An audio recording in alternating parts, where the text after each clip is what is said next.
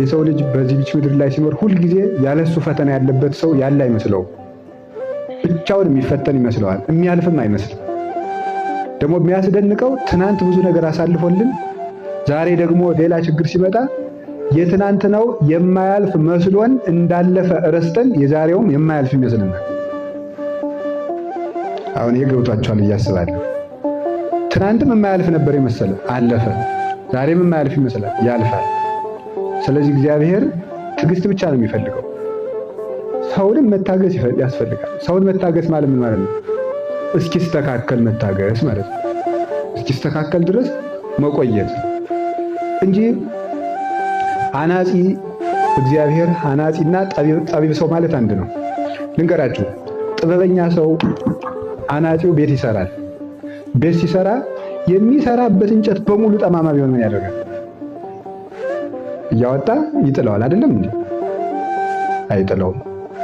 እያወጣ ከጣለው ቤቱ አይሰራም ማለት ነው። ጠማማ ብዙ ነውና ሰሚናረው እያቃና ምን ያደርጋል? ቤቱን ይሰራል ማለት። መመገዝ የሚባል ታውቃላችሁ? ምንድነው መመገዝ?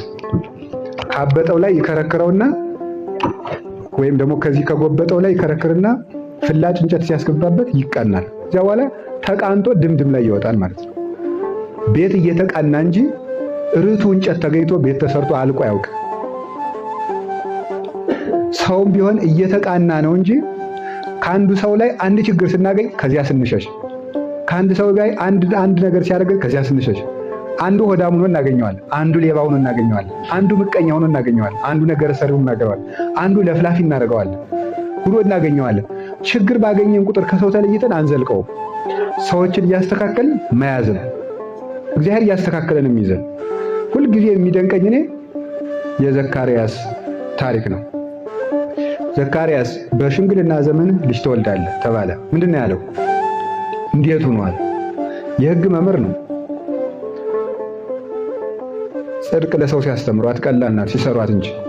በእርግጥ ሲያስተምሮ ለማስተማርም ለፍተው ካልተማሯት አይሆንም። እና እግዚአብሔር የሚሳነው ነገር የለም እያለ ኦሪትን ሲያስተምር የነበረው ሊቀ ካህናት እንግዲያማ የሚሳነው ነገር የለም አንተም ካረጀ በኋላ ልጅ ትወልዳለህ ሲባል እንዴት ሆኖ ይሆናል አለ። ከዛ ምንድን ነው ያደረገው? ቅዱስ ገብርኤል አንተ እግዚአብሔር እንዲህ ብሏል እያልክ አይሆንም የምትል ተጣጣራጣሪ ብሎ በሰይፍ አልቀጣውም።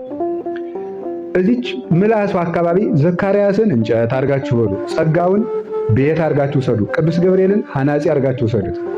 ምንድን ነው ያደረገው? አንደበቱ አካባቢ ቅዱስ ዘካርያስን የቤት መስሪያ እንጨት አድርጋችሁ ስሉ፣ አንደበቱ አካባቢ ጉድለት ተገኘችበት ማለት ነው። ምን የምትል የጥርጥር እሷው ላይ አቃናት ማለት ምን አደረጋት? ዲዳ አደረገና 6 ወር ዘጋትና እሷን አቃንቶ ልጁን ሰጠው ማለት ነው። ቤቱን ሰራለት። እግዚአብሔር እያስተካከለን የሚይዝ እንጂ ችግር ሲጎባጣ በተቀኘ ቁጥር እግዚአብሔር እያወጣ አይጥልም፣ እያቃናን የሚይዝ። ቅዱሳን አባቶቻችን ተቃንተው ለክብር በቅተዋል። ስለዚህ ሰውን መታገስ ያስፈልጋል። በኋላ የገዛ ልጁ ቅዱስ ኤፍሬም እንደሚናገረው አፉን ከፈተለት። መልካም ልጆች እንደ ዮሐንስ መጥምቅ የአባታቸውን አፍ ይከፍታሉ፣ ነውረኞች ደግሞ ነውር ሰርተው የእናት የአባታቸውን አፍ በአደባባይ ይዘጋሉ ይላል። ይሄ ልጅህ ነው? አዎ ያስብላቸዋል ማለት ነው። ዮሐንስ ግን ሲወለድ የአባቱን አፍ ከፈተ። እናት አባት የሚኮሩበት ልጅ ይሆናል። በጎ